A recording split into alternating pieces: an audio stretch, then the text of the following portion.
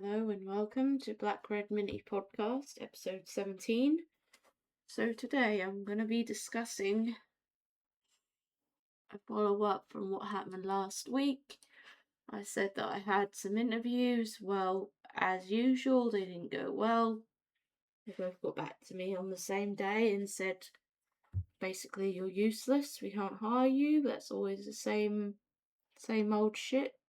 Every time they get me to waste my morning and my afternoon just to turn me down. And the funny thing is, I could have had a hair appointment on the same day as one of my interviews, and I would have rather have gone to that if I knew that I was just going to be rejected. But I always figure out that I'm going to be rejected, and then I get proven right by an email saying, basically, you're useless in the nicest way possible of saying the word. But I might be volunteering at a cat cafe. I don't know if I should have dressed smartly for that because it's only volunteering, but it could lead to something permanent, so maybe I should have put on something better. But I guess we'll see if things go well with that. No, my luck, it probably won't.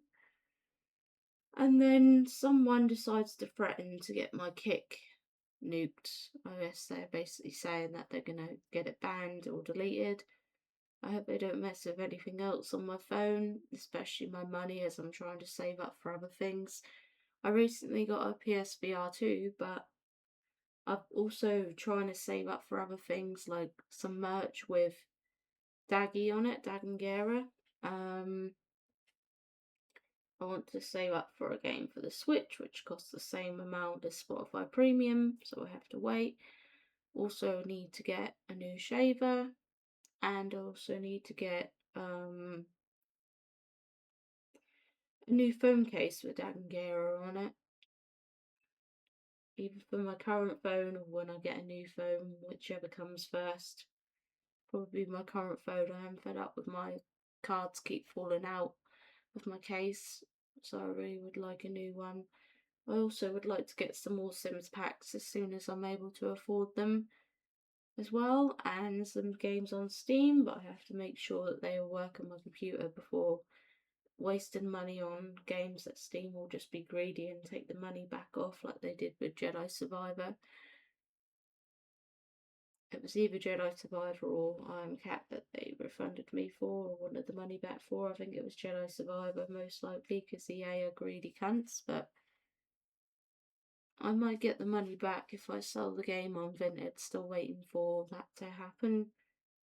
That's basically my source of income, because I don't really sell my merch for my gaming channel either, when that would certainly help as well.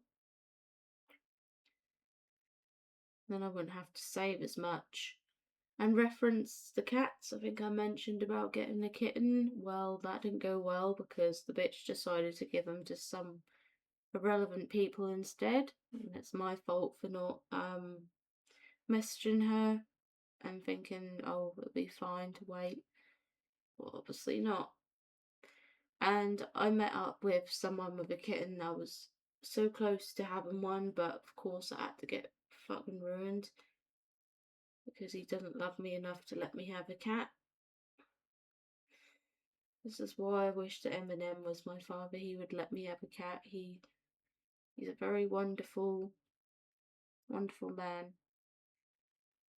Just sucks that I can't be trusted to have a cat, and the excuse about the weather when I said all these things like the cat doesn't mind the heat. He's potty trained, he's good with the new furniture, but it was all a waste of time going there to meet a cat that I'm not even going to be able to get. By the time I've proven it by volunteering, if I even get a chance to volunteer, this kitten will probably be with someone else. And it's bad because her brat was really being rude to this cat. It's probably going to have trust issues growing up now because of that. He was throwing the cat on the floor and being really rough with the cat, and that's really unfortunate that I can't get out of that situation because I would actually look after the cat. Of course, apparently can't be trusted. Well, I hope that I'll get a chance to volunteer, then I can prove that I can But I am prepared because of Jackson Galaxy's videos. I probably should have mentioned that when I went for a chat at the Cat Cafe today, say about Jackson Galaxy and before I left, but I guess I could always message them that information if I want to. See if that will make a difference. But I think it's more likely to be accepted, for people to be accepted for volunteering than it is for an actual job. But I guess I'll have to see how things go, reference that. Anyway, let's read a bit of this story. We need to limit how much we read today. Hopefully it won't take too long because it's nearing the time that I have to go to Zimba. I thought I was never going to get to go to Zimba again, but turns out I can go tonight, luckily, so I need to hurry up with this, get this recorded and stuff, so I'm not late. I haven't had time for anything today. My morning was wasted and I had to wait for my phone to charge, and the time it was done charging it was nearly lunchtime, so basically haven't done anything today. So let's hope me losing my morning this time was actually worth it, but we'll see what happens. Early Thursday morning, March 7th, 1960. Elvis's press conference, home from the army, is taking place right in Vernon's office. The room's cramped with reporters and photographers. Elvis forewarned me about today's hectic schedule without having the need for Elvis to persuade me to hide my face. I kept myself away from the press in my room. I listened to old records, catching up with Ashley and her new Memphis man on the phone. Press already probably knows I live here, but this conference isn't about me, it's about Elvis. After everyone fills Vernon's office, I sneak downstairs, hoping to eavesdrop from outside the hallway. I'm expecting the same questions and answers, but as I patiently wait for the girl he left behind. The girl he left behind. Patiently waiting for a track to explode on. Stun if you want, but you have to get rolled on. Feels like my floor's been hot. If I keep it off you so long. It's 50. It's 50. Question it was yet to be asked. Half an hour later, I'm still waiting for that question to arise.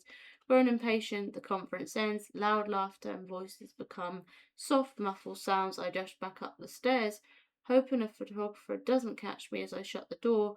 I breathe easy, relieved. I look out my window, seeing Elvis waving goodbye to every single press that came. I look down, gazing at his outfit. He's wearing all black with his shirt unbuttoned low. His hair's in its absolute prime right now. He just looks so perfect. I catch myself gazing at his perfection a little too long. I snap back into reality. Oh, there goes gravity. Turning off my record and running downstairs. He shuts the front door and runs a hand through his hair. He glances up at me and opens his arms. I run to him with a giggle. You look great, Pelvis, I say happily. He chuckles. Think so? He asks innocently. I look up at him with a grin. Post-Army Elvis is my favorite look. His lips begin to curl. Your hair, your clothes, just... Your hair, your clothes, just... He stops me, chuckling. I'll keep my hair like this forever, then, he says sweetly. I giggle. I like your late 60s look, too. He throws his arms up in the air with a funny look. Just say you're asleep with me at any era, he howls out, laughing uncontrollably. I join in the laughter, smacking his chest. But now I can look at you while we do it, I say, patting his shoulder. He stops laughing and glares at me. I laugh out, kissing his cheek. He growls at me playfully, and I run away from him. He chases me, continuing with the playful growling as I run around the kitchen, the music room, and finally the backyard. He grabs me by my waist from behind and lifts me up. He carries me over the threshold. I glance up at him, and he's beaming. I peck him on the lips and cup his cheek. I love you, I say softly. He smirks, putting me on the fresh grass. He towers on top of me, our foreheads touch. He brushes his lips against mine and smirks. I love you more. Friday evening, March 8th, 1960. I'm sitting on my bed listening to my iPod, oblivious to my surroundings. I take in my music without even realising Elvis walks in bewildered. What the hell is that? He yells out, shocked. Stunned, I take both earphones out, stare at him, lost with words. Well, my iPod Touch. His eyebrows raise. He points to my Beats head earphones.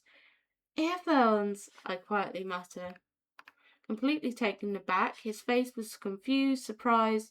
Guilt rises all over me since the first time he's caught me with one of my high-tech stuff. By the way, on to Kick. I have a backup account anyway, little do they know. They're stupid just because I made a group with the same name, but they should have kicked me out anyway because I was only promoting my stuff like I do normally, and they said that's all I do, but I literally proved that I didn't. Apparently wasn't enough, and I can't even see when they said to stop doing that because the group is always full with so much shit that it's hard to actually find what I'm supposed to find, like proof of being told to stop, sort of thing. I was listening to some of your 70s stuff, I say softly. He sits down beside me on the bed. You have songs of me in that itty bitty thing? He asks curiously. I know I'd shown him the Scream and the album cover. It was him in his white jumpsuit in Vegas. I was listening to Celia. His eyes grow wide. I don't think I should have shown him that. Since I have, I decided to give him my earphones.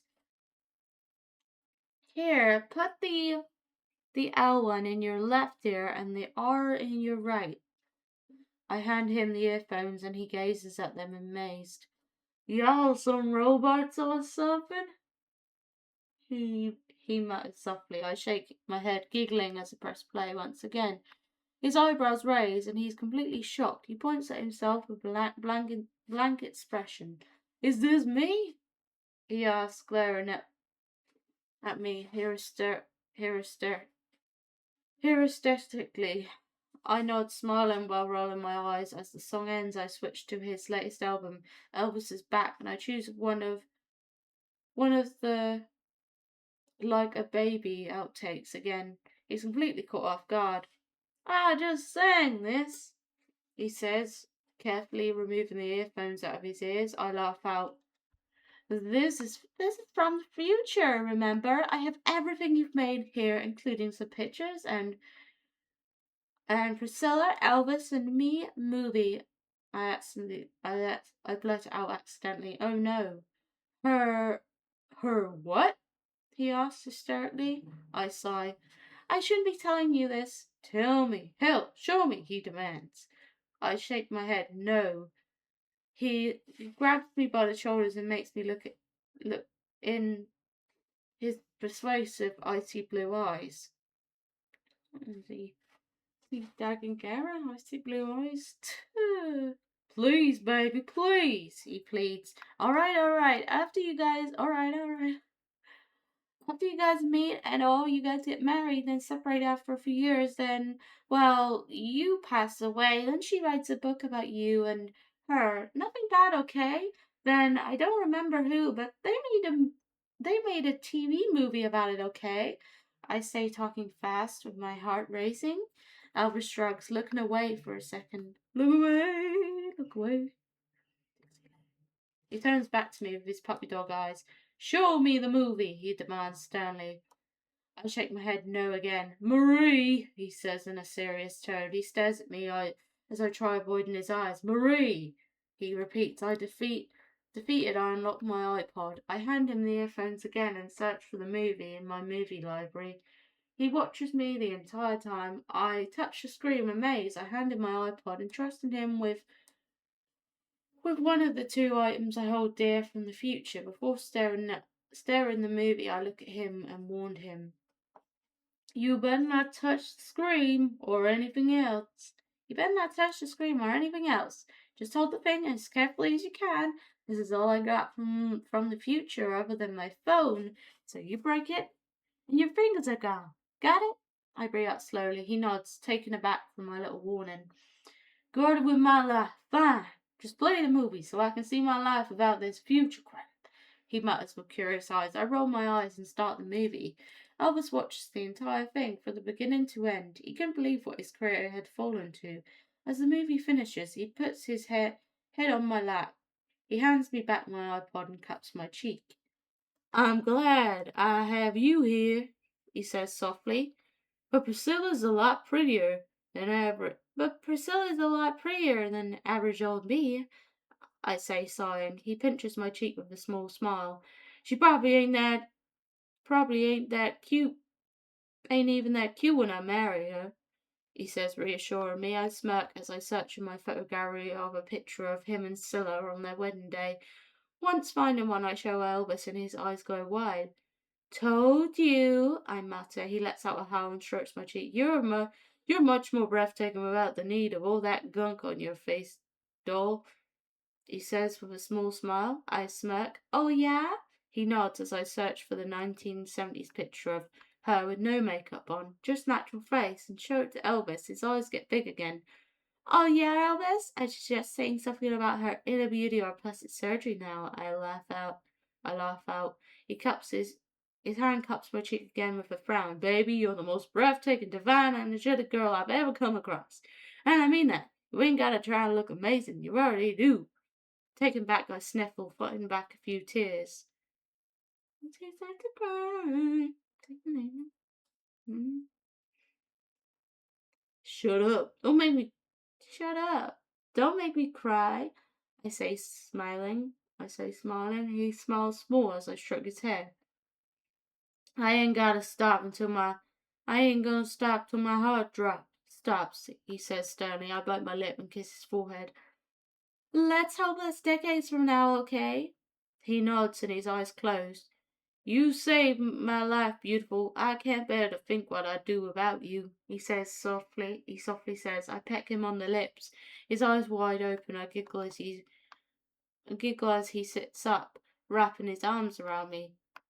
Get off me, creep, I playfully say, making E howl out. He slowly pulls me closer to him. He gives me a quick peck on the cheek before kissing me deeply. I'll never get off, gorgeous, he mutters softly as he plants hundreds of kisses all over my face. Saturday around noon, March 9th, 1960. I'm looking for Elvis all over Graceland. I walk downstairs hoping he'd be around. I walk inside Vernon's office as I see a freshly dried, jet-black haired Elvis reading some packet. My mind sets on a flirty surprise for him. I quietly walk towards the desk. He's retracted over, reading the big packet of paper. I sit up on the desk and fix my hair. I clear my throat and smile. He glares up at me with a surprised, and a smirk grows in his face. I glance down at the chunk of stapled paper. It was a script. NGI Blues? He chuckles, running his hand through his hair. How'd you know? He asks jokingly. I give him a serious look, lifting a brow. He chuckles again, grabbing my hand. He pecks it, making me smile. You cheesy fool! More like a passionate, romantic man that's never been in your life. He scoffs, putting me on his slap. You mean lap? He wraps his arms around me instinctively, knowing I try to escape. I sigh as he kisses the top of my head. It looks good to me, he says, shrugging. I look back at him, smirking. Me or the movie? His dopey, smug face returns. Both, he confesses, with his lips curling. I don't think you'll be liking a few of your movies, I quietly mutter. He sighs, tightening his grip on me. How many? He asks with grit all over his face. I bite my lip. Most of them, I softly say, feeling guilty. He lets go of my waist and runs his hand through his hair. Damn shame, he mutters. I know you want serious roles, Elvis, I say, sympathizing with him. The Colonel's using him like a puppet. Gently I get up from his lap and face him behind his desk. That's why I want to talk to the Colonel. I exclaim nervously. My tongue burns just saying his name. Elvis rests his hand on his temple. His expression is a blank, and he's staring at the script. I, I barely like this one, he admits, shaking his head. It breaks my heart to see him like this. I already know where the movie contract's leading him because of Priscilla's story. He'd make me show him. He knows this is the only start of a rocky climb back to superstardom. He'll be here any minute, he exclaims in a sombre tone. Speak of the devil. Colonel opens the door and enters Vernon's office, huffing out smoke. He glares at me for a second, then makes my eyes look at E. He smirks fear in his dismay. Trouble in love paradise? He questions in a condescending tone. I roll my eyes. I decide enough is enough. Finally, I grow a backbone. Colonel, I know some of your future plans of Elvis's movie careers, I say firmly. He looks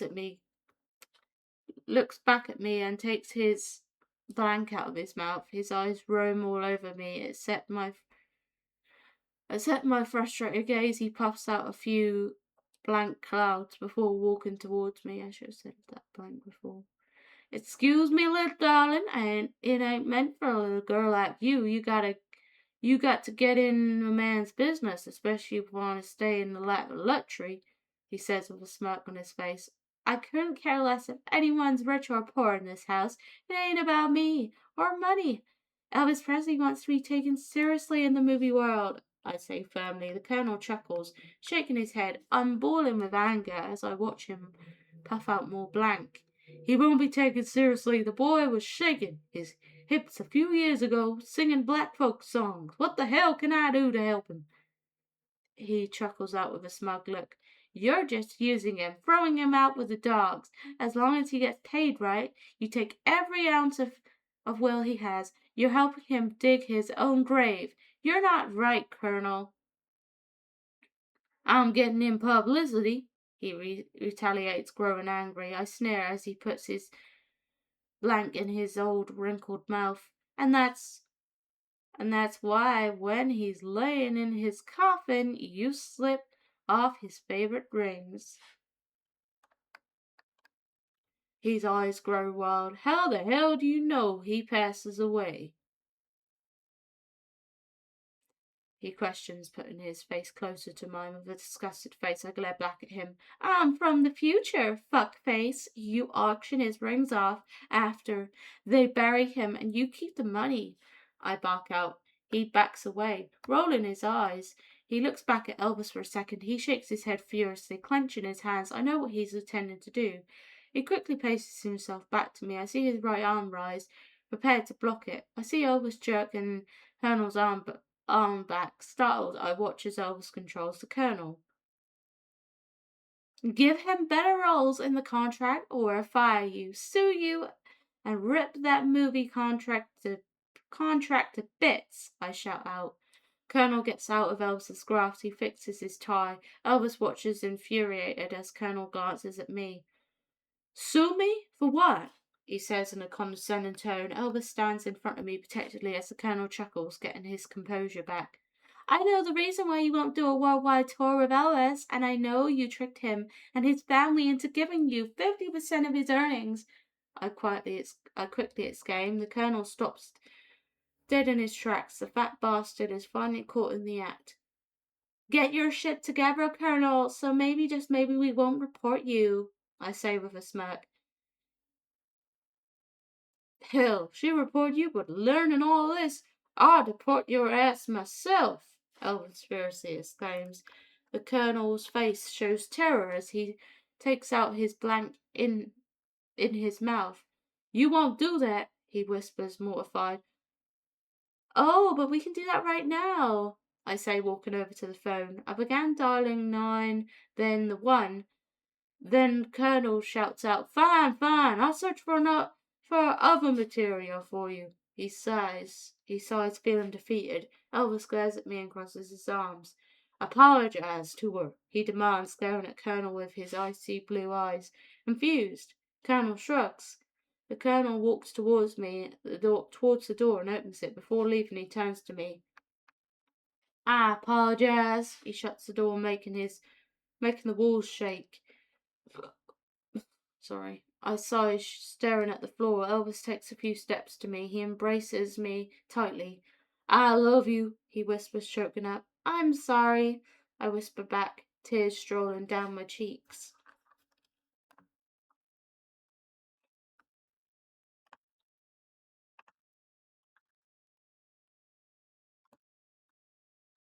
Marie's point of view, Sunday afternoon, March 10th, 1960. Elvis insisted I join him for church. For him, I'd do anything, so he woke me up bright and early today. I put on a light pink swing dress with a vanilla cream cardigan and vanilla green tee strapped heels to match. After finishing, he nearly yanks me out the door. We cruise around the streets around Memphis until I realized what we were doing. I turned to him, lifting a brow. Aren't we supposed to go to church? I asked, confused. I watch Elvis get nervous. He runs his hand through his hair. He bites his lip, pondering. I changed my mind. I want to go see my mama. Softly says, staring at the road. Quietly, I put my hand on his shoulder. He sighs, stopping for a red light. He puts his head down. I need to see you. I need to see you. He chokes out, shaking his head. I rub his back, consoling him. If I could do it when I was 9, you can do it, I say softly. He looks up at me with pain in his eyes. Plus, I'm a little scared of cemeteries, I confess, shrugging. Stepping on the gas, he makes a sharp turn, making me hit the car door. What the hell? What the hell? I shout out. I ain't taking you then, he mutters. I turn to him. I'm fine if it's not 9 in the night. Come on, Elvis. You're just avoiding the main problem. You're adhesive of seeing the grave. I say, letting out the psychology in me. He sighs loudly, slowing down in the car. Well, you gotta be a shrink, he mumbles, making me smile. He makes another sharp turn, surprisingly. Follows driving laws. He's reluctant to see her grave, just as I was reassured of my diagnostic. He slowly drives through the gates of the Forest Hill Cemetery. I inhale deep, trying to calm my nerves. Cemeteries really did freak me out, whether it be day or night. Day or night, night or day. He parks the car. We sit in the car, looking down. We're both not ready to get out. I sigh as I get the courage to get out first. He watches me with fascinated eyes as I make my way to Gladys's grave. I try avoiding any headstone and tombs in my mind. I'm freaking out. I just want to get to her grave. I hope he has yet to realise I'm nearly running to her grave for what seemed like forever. I make it to her grave. It's beautiful. It has colourful, bright flowers surrounding her headstone. I breathe out easy as Elvis catches up with me. He kneels down beside her and stares at the headstone. He fights back a few tears. Is that a crime? As I repeat it respectively, hang my head low. After half an hour of Elvis talking to her, we walk back to his pink caddy with his arms around my shoulder. He opens the door for me as I get inside. I exhale, having my intense body relax. He gets in, staring at the car. He glances at me and smirks. You ain't scared? He asks in a sarcastic tone. I glare at him. He chuckles, returning to the main streets. So what if I was? I did it for you, I quietly mutter, looking out the window. I hear him chuckle. People do crazy things when they're in love, he mumbles. I look back at him and playfully smack his arm. Shut up, I say, annoyed. He howls out, smiling from ear to ear. I'm glad he's back to normal. He grabs my hand and slips his in mine. Let's go home, he says with a grin. I kiss his cheek. He smiles wider. He clears his throat as I get back to my seat. I gotta leave again, he sympathetic Lee says. I groan. He looks at me with a raised brow. Sinatra, I asked reluctantly. I don't know. A word I can't say, I guess. Seems like Anna can't say so perfectly correctly, just like me. It's nice to know. Anyway, he nods, smiling. You're coming with me, he says, smiling ear to ear. I chokingly sigh, making Elvis surprised. I laugh playfully, pushing Elvis's face back to the road. I'm kidding. I'd love to go, I say, giggling. He glances at me again with his lips curling. Better, he mutters. I laugh playfully, smacking his arm. I have news too, I say softly. He glances at me again with a smirk and a raised brow. Oh, he says in a curious tone. Ashley's getting married. Elvis crunches his face, confused. Ashley, the stylist you hired for me at Vegas, I exclaim, rolling my eyes. Still dumbfounded, I put my hand on my forehead. The girl you barked at, I say. The girl you barked at, I say, looking back at him. Oh, he exclaims, chuckling. And, he says, annoyed, and she wants me to be at her wedding. Elvis looks at me and starts laughing like crazy. You a bridesmaid? Seems like you'll always be a bridesmaid and never the bride. He yells out, taken aback from his response. My heart sinks down into my stomach. Trying to hide my frown, I look at out my window again. Elvis doesn't shut up for a few minutes until he finally realizes I'm upset. He suddenly stops his endless laughter and puts his hand on my thigh. We make it to the gates of Graceland. I look down as the fans surround the car. Elvis signs a few pictures and takes a few before driving inside Graceland. As soon as he parks, I got out slamming the car door. I hear Elvis trying to get my attention as I stomp my way inside. Baby, I didn't mean it like that, I hear him yell in despair. I shut the front door and dash upstairs, with tears filling my eyes. After climbing up the stairs, I hear the front door open. Marie, baby, please come down here, he pleads. I quickly glance down at him, shaking my head. I tread my way inside my room. I lock the door and slide it down. I sigh, realizing he'll find a way to get inside. I get up and lie on my bed.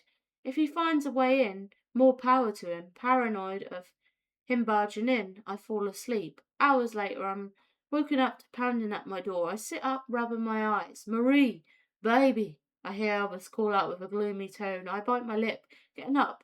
I face the door and second guess about opening the door.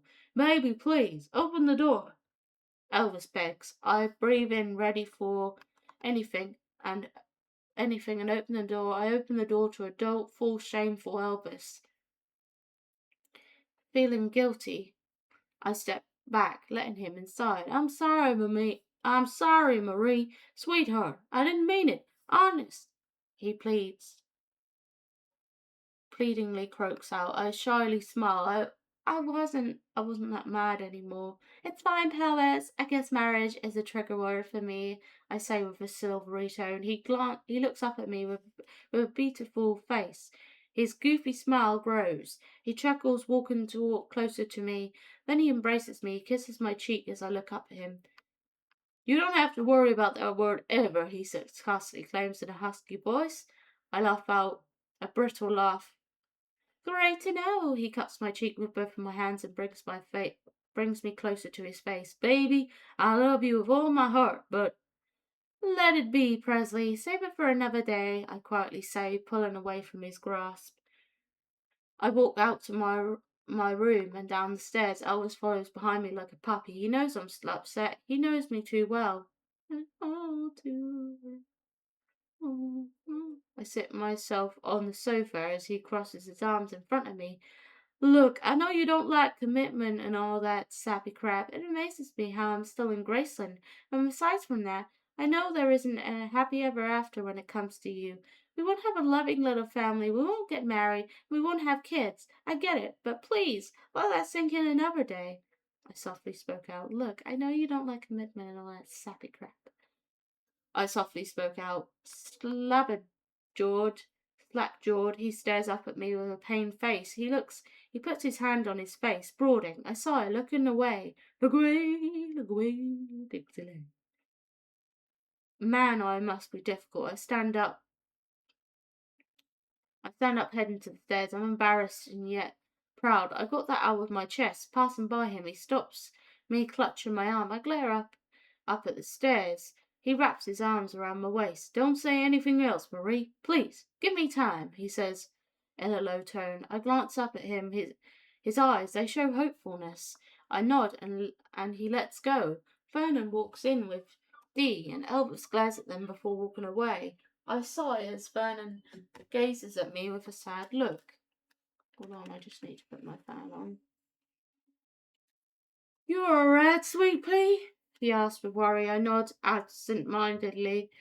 Vernon holds Dee's hand and they walk to the kitchen. Dee pats her hand on my shoulder as they pass by me. I breathe in deeply, walking to the stairs. Marie! Mary says dinner's in a few, Vernon calls out. Thanks, Vern, but I have to go to Judy's house. I call back, lying. There was silence for a few seconds. Vernon's head peeks out of the dining room. You sure you don't want to eat? He asks. I shake my head with a smile. He chuckles, nodding, walking back to the kitchen. I walk back to my room, grab my purse, head to the door with my keys, my caddy in hand. I'm still a little hurt, but nothing a pizza run won't cure. Monday afternoon, March 11th, 1960. I wake up, stretching my arms as I get out of bed. I do my usual routine as I finish, I hear a knock on my door with rolled up jeans and nude flats and a hot pink floral blouse. I open the door. To a bug-eyed Elvis. I smile small as he enters my room, kissing my cheek. He takes the hairbrush from my hand and pecks me on the lips. Close your eyes, love, he demands in a honeyed tone. Suspicious, I gaze at him with an eyebrow raised. He shakes his head, smiling from ear to ear. Close them, he exclaims, chuckling. I sigh, smiling. I give in and shut my eyes.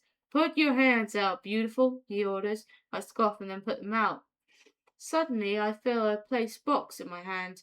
With my eyes still shut, I gasp. Open them, honey. I glance down at my hands and glance at Elvis. He shrugs, laughing out. Open it. You're killing me, he begs out, howling. I open the box. Carefully, to my shock, it's covered in diamonds. Elvis, I cry out with a smug look. He takes it out. Ain't it a beauty? He kisses my cheek. I lift my lengthy hair up. He wraps a beautiful necklace around my neck. I'm sorry, he says, softly says, gazing at me. I smirked up in his cheek. I can tell, I say, smiling at him. His hands shake down my waist. Snake down my waist. I'm sorry, he repeats. Through the kissing, he shuts the door. He gently lays me on the bed. I look up at him, laughing. Don't you dare! I just got resentful, I whisper. He smirks as he towers over me, our nose brushing lightly. I put my hands on his chest, slowly unbuttoning his shirt. He chuckles and kisses my forehead. Tease, he softly says. Within a second, he takes off my jeans. Who have you been practicing with? I playfully ask as he kisses my lips. He chuckles and brushes my hair away from my face. That's just the beast in me, he mutters, kissing my neck. Thursday morning, March 21st, 1960. Hand in hand, we board the train to Miami. I know you're in Miami. Just the other day I was out in Miami. Got the Lolo and the books, Lolo and the Miami. Elvis and I wave at the press through our windows. I put my head on his shoulder and he kisses the top of my head. He strokes my hair as Vernon D and the Memphis Mafia join us inside the private train. I watch as Vernon avoids eye contact with Elvis for the rest of the train ride. Elvis quietly held me tight. Sunday afternoon, March 23rd. 1960. As the train screeches to a halt, cameras welcome us outside the train. I gently nudge Elvis from his sleep. He yawns, getting up from his seat. He puts an arm around my waist as we exit the train. Miami fans. Just the other day I was out in Miami. Got the Lolo and the books. Lolo on the press greets us with shouts and cheers. Elvis kisses my cheek as the press go wild with the cameras, while fans cry out in despair. Oops, as we made our way out of the train station, Elvis spots Nancy beside a chauffeur, holding a poster with his last name written boldly across it. Beaming, Nancy opens her arms to Elvis.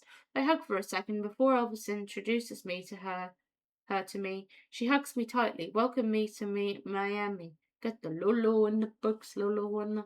After Nancy and The entire Memphis Mafia family entered a limo. Before starting the day, we were dropped off at our hotel. We showered and dressed accordingly. Since we were going to meet Frank Sinatra, I decided on a lace cream dress with wide sleeves that's above my knees, sort of like a hippie lace dress. For shoes, I wore nude heels and curled my hair and slapped on my same make-up face. On the other hand, Elvis was being Elvis. He was dreading to wear the tux.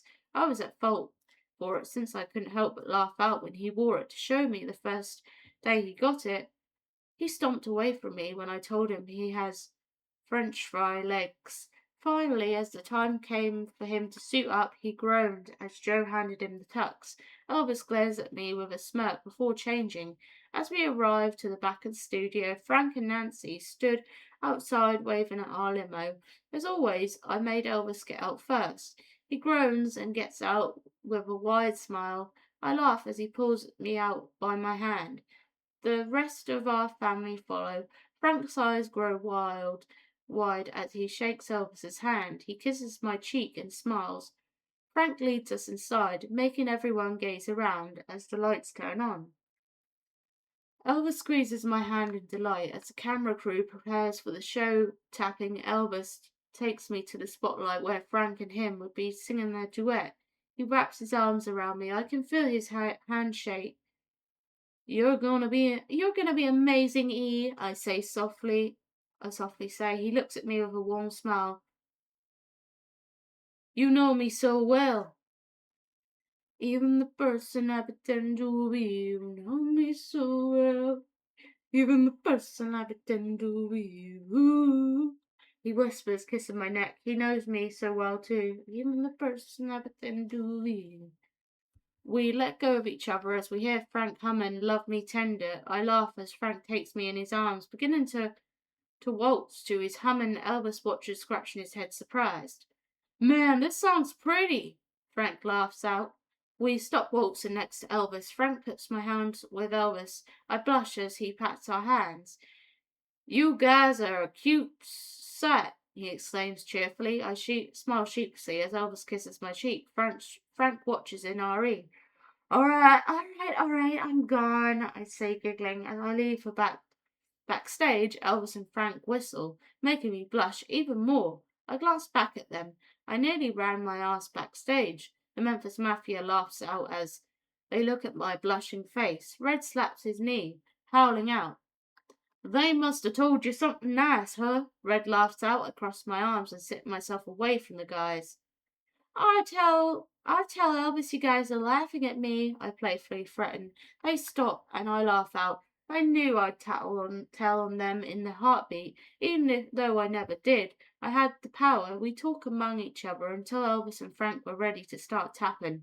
Elvis came in looking for me. He signals for me to come outside with him. I follow him out the door, and he shows me the hundreds of fans in their seats.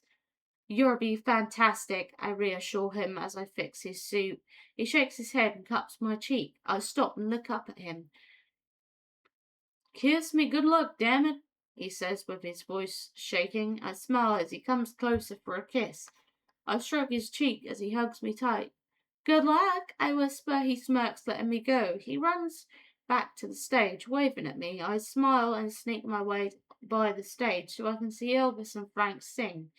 Attentively, I watched both men, even if I couldn't see everything. It's better than seeing it on YouTube, 1,000 times more better. As Elvis sings, I caught his gaze. He smirks and looks back at his fans.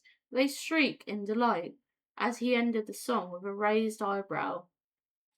As the show ended, Elvis was at ease in front of fans and the camera. As Frank and E finish their duet, the cameraman shouts out, "Clear!" The guys bow to the fans and run back to where I was. They start chuckling. They caught me red-handed. Did you like the show? Did you like the show? Frank asked with a smile. I nod proudly. You guys were incredible, I exhale, hugging Frank and Elvis. This is going to be a staple in history. Trust me, I laugh.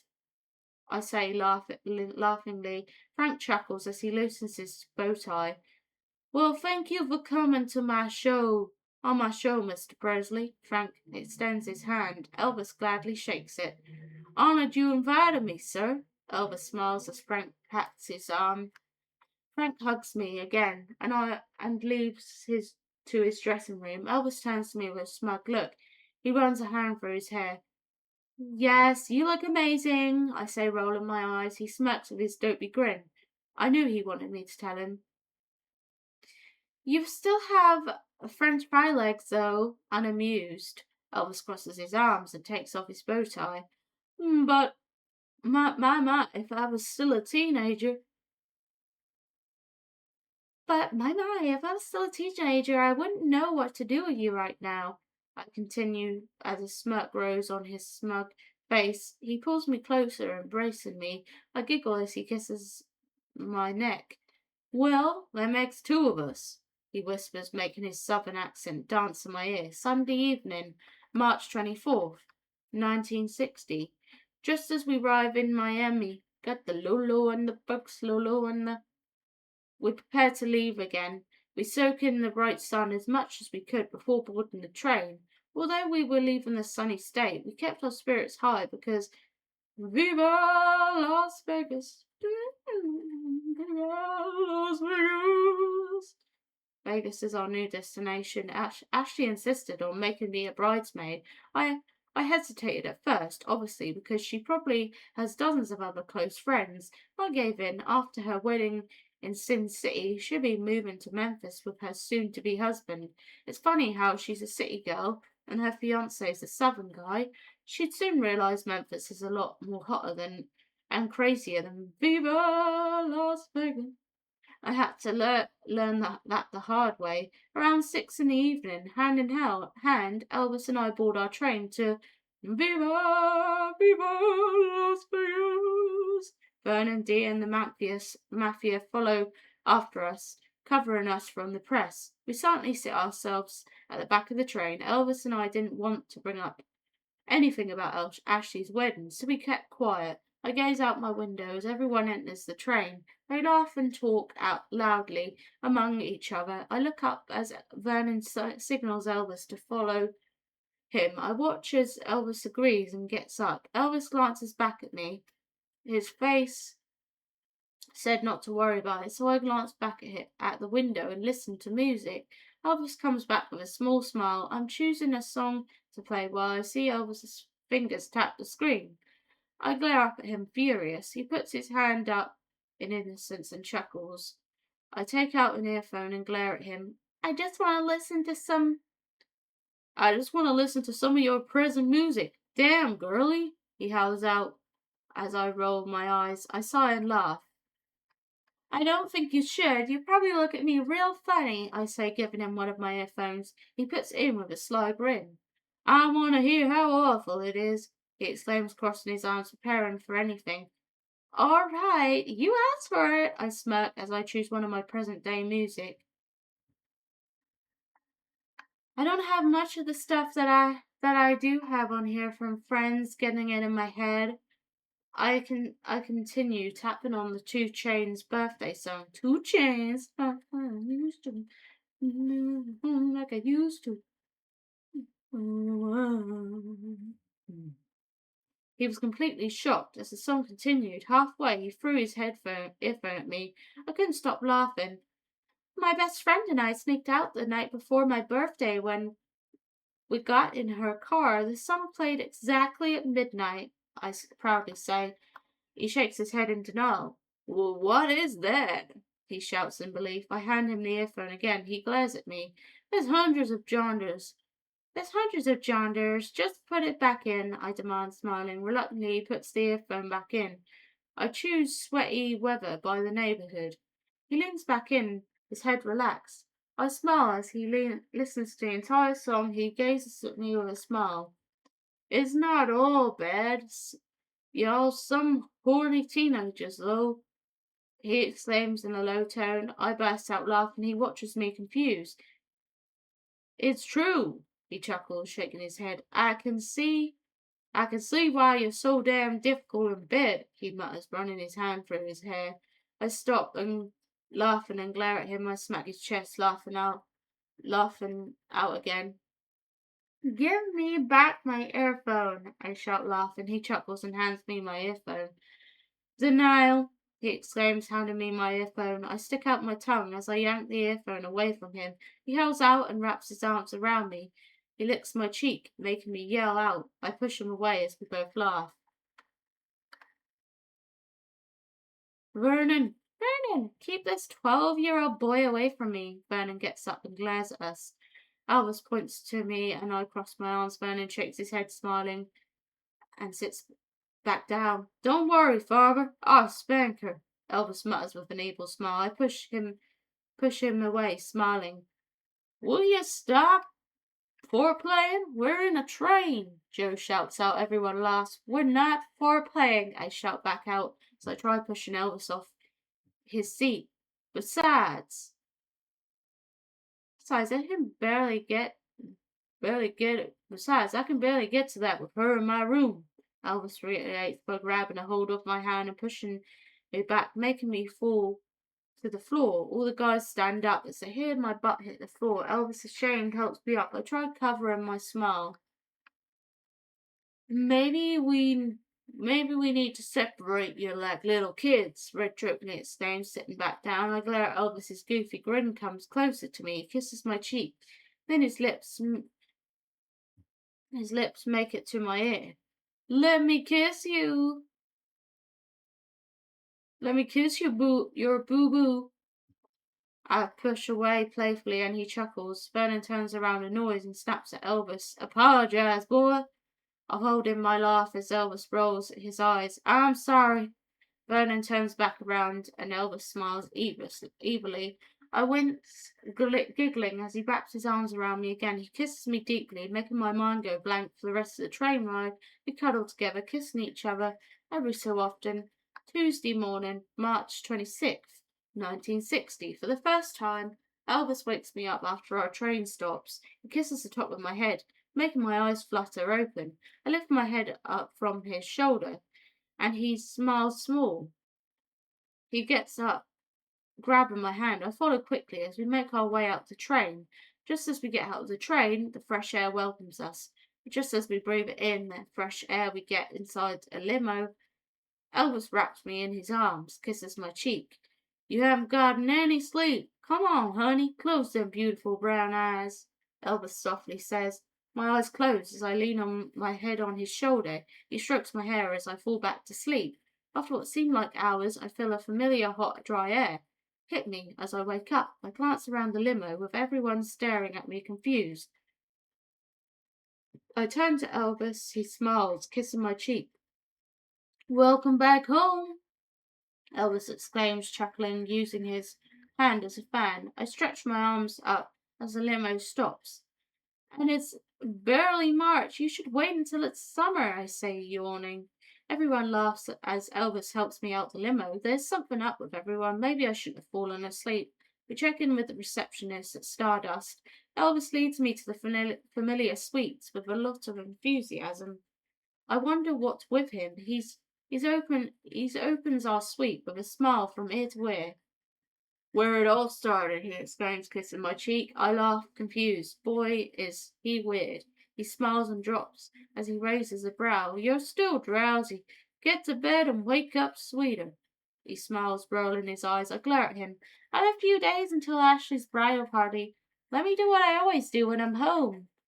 Sleep and do nothing. He chuckles, crossing his arms. He watches me as I throw myself on the bed. Next thing I know, he joins me, making the bed creak in pain. I laugh as he breathes out in relief. All right. You seem a lot sweeter. Now let's get under the covers. Elvis mutters, getting on top of me. I giggle as he throws his shirt on the floor. I wrap my legs around his waist as he yanks off my skirt. Friday night, March 29th. 1960. Tonight's Ashley's bachelorette party. The last few days consisted of Elvis and I eating with the bride and groom. We went out together. We also went out, just the two of us. Just the two of us, just the two of us. Always want to say, just the two of us. A few times, and I was completely reminded of how nice it is to have Elvis by himself. Ashley's fiance invited Elvis, fiance, fiance invited Elvis and his Memphis Mafia to a few drinks with some of his friends in celebration of his last night being single. Elvis and I get ready, changing in front of each other regardless of the heat. Elvis puts on a long white sleeved collared shirt and black sport coat with black pants and shoes. I giggle as his eyes meet my gaze. He wiggles his eyebrows playfully. Unbutton his white shirt. I shake my head laughing. I slip on a red-orange cocktail dress. Elvis sighs, disappointed. I wrap my arms around his neck. He smirks and pecks my lips. He chuckles as I let go and make my way to the mirror. Don't go crazy, you hear me? Elvis exclaims with a shrug. Look, I run a medium thick line across my eye and scoff. Don't worry, I plan to remember this night, I say. Elvis looks into the mirror, checking his collar and chuckles. We still had a fun time, he softly says, sitting on the edge of the bed, putting on his shoes. I smile, watching him through the mirror. I continue putting on my makeup, and we hear a knock on the door. We both stop and stare at the door. Stop and stare everywhere. Within a second, Joe walks in hesitantly. You're not doing anything bad, are you? He chuckles, glaring at us. Elvis gets up and laughs. Elvis, you should have told me we were doing something bad. I turn around, smirking at them both. I put away my makeup and slip on my bright yellow heels. I turn back to Elvis and Joe. They stare with their mouths wide open. What is it? I ask, worried. Joe shakes his head with a raised eyebrow while Elvis keeps staring. I get it, I'm ugly, but you don't have to look at me like that. I sigh, putting my hands on my hips. Joe looks at Elvis, flabbergasted. Elvis shakes his head, chuckling. Told you, Elvis mumbles. He walks to me and cradles me. You're breathtaking, honey. I smiled up at him. Well, Ashley's here, Joe exclaims, walking towards the door. He holds it open, looking everywhere except Elvis, and he smiles down at me and pinches my nose. Be safe, he whispers as he lets go of me. I nod, kissing his cheek. I slowly make my way out of the door. Joe follows as he shuts the door. I hear a squeal. I turn surprised. I see Ashley running at me. I laugh as she hugs me. It's been a while, but I get feelings too, I say sarcastically. She scoffed. It's been too long. She backs up and stares at my outfit. Classy yet sexy. The 60s are going to be great to you. She smirks. I roll my eyes. You're the one that's going to get married. This decade is going to be full of joy for you, I exclaim. Joe disappears and quickly comes with my gift to Ashley. Thanks, Joe, I exclaim happily. He laughs, nodding, and disappears back into his suite. I hand Ashley her gift, and she squeals again. Lingerie and perfume? She glances at me with a smile from ear to ear. I shrug. I got you the lingerie, and Elvis wanted to get you perfume. Ashley giggles. Men, we laugh out together as we make our way down to her limo, making our way to you as we take the elevator. Living in a house with a fucking elevator. She fills me in on everyone's names.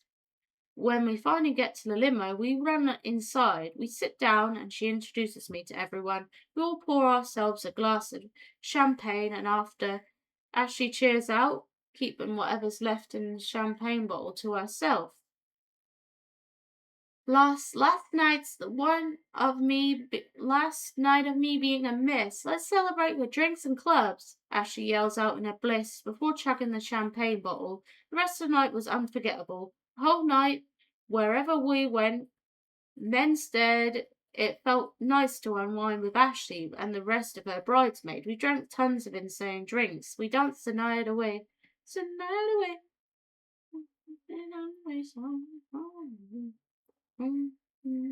How else would the night end? As we rode in the limo back from the crazy night, I managed to ask the driver what time it was. He said it was 4 a.m. After that, I laughed out as Ashley handed me a shot. The morning after, I wake up in my bed. I slowly gaze up slowly sit up, gazing around. I get up looking at myself in the mirror. Thankfully, I don't have a headache, and I mostly remember everything that happened last night. Turn back to the bed. Elvis was either gone or he never came to bed. Elvis's point of view. I wake up to a throbbing headache. I slowly lift my head off the cold, hard floor and glance around. Shit, I'm not in my sleep. I see Red slouched on the couch, knocked out cold. Joe laying next to him with an empty beer bottle in hand. I slowly get up, wincing as the headache worsens. Wearily, I search around the suite for Ashley's fiance, James. I find him in the bathroom, knocked out, in the tub, with wet clothes. I run my hand through my hair. I look down at my waist for the time when I realize my favorite Hamilton invention watch is missing. I breathe in, trying to record last night. There were drinks, more drinks, girls. I shake my head. Walk to James. I shake my head. I shake him up. And his eyes shoot open, completely shocked. He looks at me with bug eyes. What times? Completely oblivious of everything, throw my hands up in the air, frustrated. I ain't got a clue, I exclaim. James gets out of the tub and runs out of the bathroom. I run both my hands through my head. What the hell did I do? I quickly make my way back to the living room. Red, Joe, Sonny, Jerry, get the hell out! Get the hell up! I shout out. All that was heard next with the grunts and moans. All the guys glare at me with sick faces. Don't you dare ask me a single question. I'm just as clueless, I shout out, frustrated. James comes back to me within the living room frantically. We ain't got time for this. We gotta get ready. All the guys slowly make their way by my side, confused as we watch the groomsmen sprung up. I turn and look at the guys. Are we still in the casino? I ask, rubbing my eyes. The guys shrug and growl, furious. Red runs outside and calls out with a small smile. We're in Stardust, boys. Let's get the hell out of here. The guys sigh in relief and dash out the door. I bite my lip. Thanks, James, for the hell of a night. Good luck today. From the bathroom, I hear James. I'm well honored, Mr. Presley. Thank you, he shouts out. I nod and walk to the door. Joining the rest of the guys, we ran our asses back to our suites. Looks like this was a sign. Southern men aren't welcome in Vegas. Before the opening of the door, Marie and I suites breathe in, trying to restore my composure. In a second, I open the door. Marie's eyes light up. She laughs out, pointing at me. You guys can't handle Vegas to save your life. Look at you. Told you, Theo. I'm dying, Marie cries out, showing her sweet Spanish accent. I gaze at her as she laughs. She's in a short robe. I brought her a beautiful hot pink robe that shows her lovely long legs. Her hair's teased just the way I secretly adore. I smirk as she walks towards me. She cups my cheek and kisses it. In a matter of seconds, her face shows how quickly she regretted kissing me. You rig of beaus and hookers, she exclaims, putting her hands on my chest. I didn't mean to bring work with me. I retaliate, smirking. Her face grew serious and annoyed. I chuckle as I begin stripping off my clothes. All right. I don't remember a damn thing from yesterday, I confess, walk to the bathroom as I leave a trail of my clothes on the floor. Marie follows with her arms crossed. She's adorable when she's mad at me. As I get in the shower, she leans on the door frame, watching me turn the hot water on. Good thing I remembered what I did, she exclaims proudly. I laugh mockingly. She walks to the mirror, stares at herself intently, then she walks to the toilet and flushes it, making me flinch as the cold water hits me. She giggles evilly, walking back to the door frame. Us Southern boys don't belong here, I yell out as the hot water comes back. She shakes her head, laughing. It's even more hilarious because you don't even drink, but when you're here to party. She chimes in. Why do I love this girl? Why? She's a little know-it-all. She giggles as she walks back to the mirror. She stares at her hair. God, now I remember. She smiles more in the mirror before walking out with a springy step. She comes back to the bathroom with her bridesmaid dress in hand. She faces me with her big brown eyes. You like it? She asks, showing me the dress for the first time. As I finish rinsing the soap out of my hair, I nod. I realize I hadn't been keeping up with her life like I used to be before Germany and the tour, and like a maniac. I watch her as she glances at the pink cocktail dress. She glares at me confused. She scoffs, walking out to the bathroom, another reason why I want to marry her. As I get out with a towel wrapped around my waist, I follow her. She's sitting down at her vanity as she watches me make it across the room to her. She has her sweet loving smile on like always. I love you, you know that? I ask her, smiling. She turns to me, she giggles and rolls her eyes. Still a bit buzzed, babe? She questions as she turns and beginning to put her foundation on. I shake my head, smiling. She doesn't know how bad I want to propose. The whole ride here, I told the entire family. She was just too busy sleeping in her dreams. I love you, I love you, love you, love you, love you, I exclaim, strutting to my suitcases. She giggles, watching me, making her laugh. It's a labor of love. It's a labor of love. If I could, I'd stare at her all and make her laugh. Getting out my clothes, I just pick the first suit I see. Suddenly, the box containing the ring falls on the bed. I glance up at Marie. My heart beat fast until I realized Marie was too busy putting on her eyeliner on. Relieved, I sigh and throw the ring back in the suitcase. Deep down in the suitcase, I can't think of a perfect moment to ask her. It has to be perfect. As I change, Marie gets up from the vanity and plays with her little light up contraption. I giggle, I chuckle as she smiles and laughs to herself. She's insanely beautiful. She glances up at me with an angry face. I laughed out as she hides the thing in her bag. She wraps her arms around my neck and I smirk. I kiss her lips lightly, making her smile. Much better smile, she whispers, leaning on my chest. I chuckle, making her fragile head bounce. I smell her perfume. As always, it's Chanel something, whatever it is, breathtaking, memorable. I wrap my arms around her tiny waist. When the knock on the door surprises us, I groan as I open the door. Brett waves with a grin, and I glance up at Marie. I gave her a death glare as his eyes began. Give him a death glare as his eyes come back to me. He avoids my eyes, scratches his head embarrassed. The limo's ready, Red says in a low tone. I nod, shutting the back door. Marie skips at my side and wraps her arms around my right arm. She looks at me, beaming. Ready? I ask in a low tone. She nods enthusiastically. She opens the door and pulls me out of our room. We go to a tiny chapel.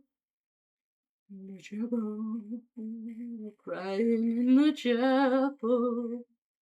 The place was full of parked cars. As soon as the limo stops, Marie's flying out of the door.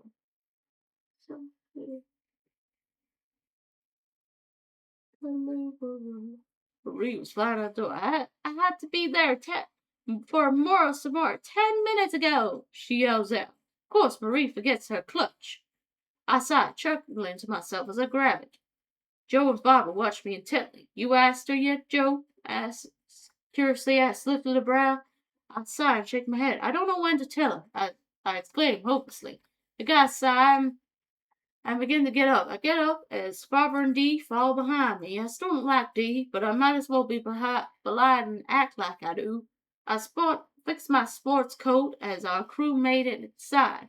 I see James propped right in front of waiting for his bride. He smirks as he sees us in the sit of the night. Playfully salute the brave soul for sitting down. Just as we made ourselves comfortable, the band began to play a sweet melody. Out came a lovely flower girl, rapidly running down the aisle, throwing petals in the air.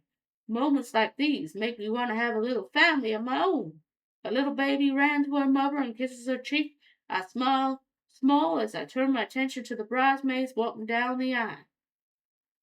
I watched intently as a few bridesmaids walked down with groomsmen. But when Marie came out, my heart melts, my eyes grow wide, my hands get sweaty, and my heart beats fast. His palms are heavy, smoking on a sweater already. Mom's forget. She's gorgeous. Gorgeous, I can't say anything to your face. But look at your face. Gorgeous. For a second, I felt like she was the bride. I catch her gaze. She smiles warmly at me. Then groomsman glares at me. He looks at her, shaking his head, smirking. My anger starts boiling. She looks at him with a frown and lets go as they go to the groom and bride. I make my hands into fists when suddenly the music changes and everyone rises up for the bride. All eyes were on Ashley. She made drawers drop. My bad temper asked to calm down. She gracefully walks down the aisle with her eyes glued to James. It was a beautiful sight to see James come to such happiness, especially especially when he was knocked out cold and hung over a few hours ago. They hold hands and the priest begins. Now it'll be Marie who's gonna walk down the beautiful aisle next. The ceremony was astonishing. It didn't even seem like a Vegas wedding. The receptionist held across the street. Finally, Marie was by my side. She slips my hand into mine. That makes no sense, and it fits like a glove. I kiss her temple as the groomsmen. She walks down the aisle with earlier glares at me. It makes no sense. She giggles, brighten up my mood, and makes me forget my troubles. For the rest of the night, my sweet baby and I ate and danced the night away. We waltzed with very other couples, and at the reception I twirled her around at a few dance songs. A sweet smile was on the entire night. As the night was beginning to end, a familiar song began to play. I gently wrapped my arms around her waist. She leans her head on my chest. She wraps her arms around my neck. I pull her as close as I can, taking in this moment as Richie Valens begins to sing. And we belong together, I hear Marie softly say in harmony. You're mine, your lips belong to me. Yes, they belong to me, I softly sing to her. She looks up at me. Her eyes light up. She's beaming. I kiss the tip of her nose. She doesn't know how much I love her. She's the only one I got in this world now, and I can't bear to let her go. I promised myself I'd marry this girl when I first met her. I can't see myself backing out. We tightly grip each other. We tighten each other's grips as the song ends. We smile at each other before walking hand in hand back to our table. Everyone at our table's eyes on us, even Dee's. Marie sheepishly smiles as I grab her clutch. She laughs and takes it from my hand. Father and Dee and the Memphis Mafia were ready to leave. We all say our goodbyes and thanks to the lovely newlyweds. Before leaving, as Ashley hugs Marie goodbye, I hear her whisper to Marie, I hope you'll be next. Ashley whispers excitedly. From the corner of my eyes, I see Marie shrug and laugh sullenly. She turns to me with a blank expression. My stomach knots. And after that, I begged on my knees to make her believe how much I love her. But soon I'll get the balls to propose to her. After our goodbyes were made inside the limo. Tired, we kept quiet. Marie leans her head on my shoulder. I stroke her hair. I stare intently at the floor. My mind was completely blank. Marie seems at ease here, while I can't stop thinking of my home. I don't blame her for feeling weird back in Memphis. I feel the same way now that I see the city she loves for what it is, a madhouse for a southern boy.